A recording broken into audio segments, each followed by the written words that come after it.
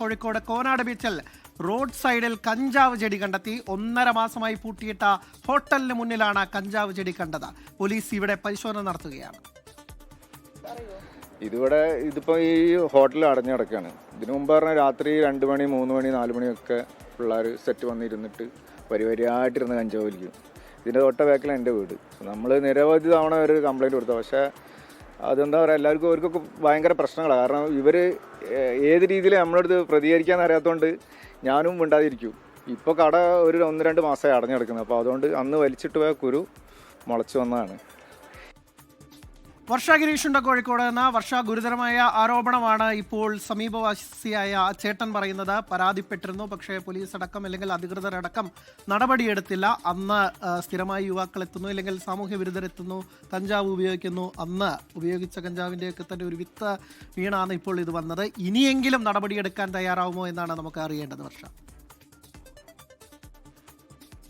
Anil, Kozhikode Konad beach എന്ന് പറയുന്നത് നിരവധി ആളുകൾ ദിനം പ്രതി എത്തുന്ന ബീച്ചിന്റെ ഒരു ഭാഗമാണ്. ഇവിടെ നിരവധി ഹോട്ടലുകളും ചായക്കടകളും എല്ലാം ഉണ്ട്. ഇതിന് മുൻപിലെല്ലാം വന്ന് യുവാക്കൾ ഇരിക്കുന്നതെല്ലാം സ്ഥിരം കാഴ്ചയാണ്. ഇപ്പോൾ ഈ കഞ്ചാവ് ചെടി കണ്ടെത്തിയിരിക്കുന്നതും ഒരു അടച്ചിട്ടിരിക്കുന്ന ഹോട്ടലിന് മുമ്പിലാണ്. ഈ ഹോട്ടൽ 1.5 മാസം മുമ്പ് വരെ തുറന്ന് പ്രവർത്തിച്ചിരുന്നു. ആ സമയത്ത് വന്നിരുന്ന ആരെങ്കിലും ഉപയോഗിച്ച് ഇട്ട ഈ അവശിഷ്ടത്തിൽ നിന്നാവാം ഈ കഞ്ചാവ് ചെടി മുളച്ചത് എന്നുള്ളതാണ് പ്രദേശവാസി ഉൾപ്പെടെ പറയുന്നത്.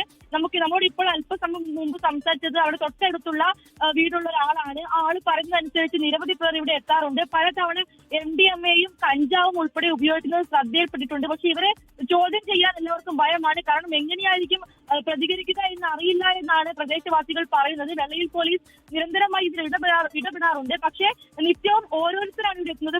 പുതിയ ആളുകളാണ് പ്രദേശത്തേക്ക് എത്തുന്നത് എന്നുള്ളതാണ് ഇവിടെ ഏറ്റവും പ്രധാനപ്പെട്ട കാര്യം. ഈ ഒരു ഭാഗത്ത് മാത്രമല്ല, ബീച്ചിന്റെ പല ഭാഗങ്ങളിലും ഇത്തരമുള്ള സംഭവങ്ങൾ നടക്കാറുണ്ട്. പക്ഷെ ഇവരെ ചോദ്യം ചെയ്യുമ്പോൾ ഇവർ കയർക്കുന്ന ഒരു രീതിയാണ് പൊതുവെ കാണപ്പെടുന്നത്. അതുകൊണ്ട് തന്നെയാണ് തങ്ങൾക്ക് ഇവരോട് സംസാരിക്കാൻ ഭയമാണ് എന്നുള്ളതാണ് തൊട്ടടുത്തുള്ള വീട്ടുകാരെല്ലാം പറയുന്നത്.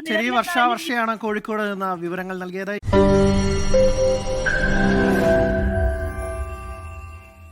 ലോകത്തെവിടെയായാലും ഏത് സമയത്തും 24 വാർത്തകളും ഓഗ്മെന്റഡ് റിയാലിറ്റി പാക്കേജുകളും എക്സ്പ്ലെയിനറുകളും വിശദമായി കാണാൻ ഞങ്ങളുടെ യൂട്യൂബ് ചാനൽ നിങ്ങൾക്ക് സബ്സ്ക്രൈബ് ചെയ്യാം.